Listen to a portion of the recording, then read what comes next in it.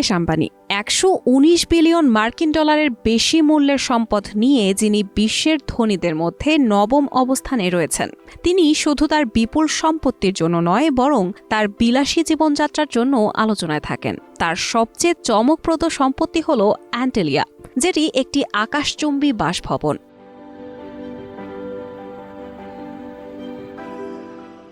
২০১৪ সালে বিশ্বের সবচেয়ে দামি ব্যক্তিগত বাসভবনের তকমা দেওয়া হয় আম্বানির এই বাড়িকে। ২৭ তলা বাড়ির উচ্চতা ১৭৩ মিটার। ৪ লাখ বর্গফুটের বাসভবনে রয়েছে ৩টি হেলিপ্যাড, ১৬৮টি গাড়ি রাখার জন্য গ্যারেজ। গগনস্পর্শী উচ্চতার এই ভবনটি স্থাপনার পর থেকেই গোটা বিশ্বের নজর কেড়েছে।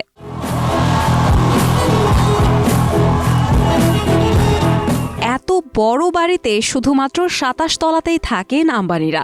বাড়ির আর কোনো তলায় থাকা বারণ পরিবারের সদস্যদের। কঠোর এই নির্দেশ নাকি দিয়েছেন নীতা আম্বানি। কিন্তু তিনি কেন এমন নিয়মে বেঁধেছেন সবাইকে? মুকেশ আম্বানি এবং তার স্ত্রী, ২ ছেলে এবং তাদের স্ত্রী পুত্র সবাই মিলেই অ্যান্টেলিয়ার ২৭ তলায় থাকেন। তবে এক্ষেত্রে বাস্তুশাস্ত্র নয়, প্রত্যেকের ঘরে যাতে পর্যাপ্ত আলো বাতাস আসে সে কারণেই বাড়ির সবচেয়ে উপরের তলা বেছে নেওয়া।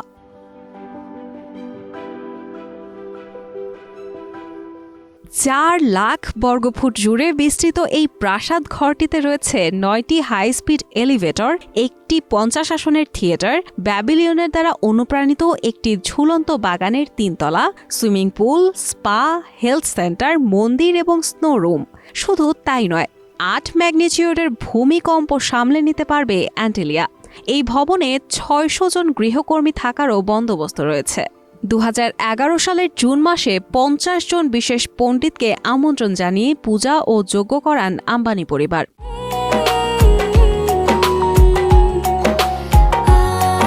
বাস্তু বিশেষজ্ঞকে দিয়ে অ্যান্টেলিয়ার বাস্তুদোষ কাটানোর ব্যবস্থাও করেন তারা। শোনা যায় সেই বাস্তু বিশেষজ্ঞ নাকি প্রতি ঘন্টায় ১৫ লাখ টাকা চার্জ করেন। তারপর ২০১১ সালের সেপ্টেম্বরে পাকাপাকিভাবে অ্যান্টেলিয়ার বাস শুরু করেন মুকেশ আম্বানি ও তার পরিবার।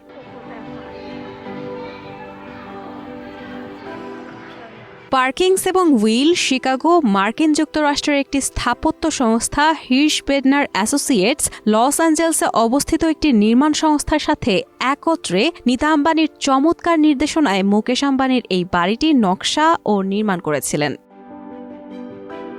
রায়হানা মুন, প্রবাস খবর।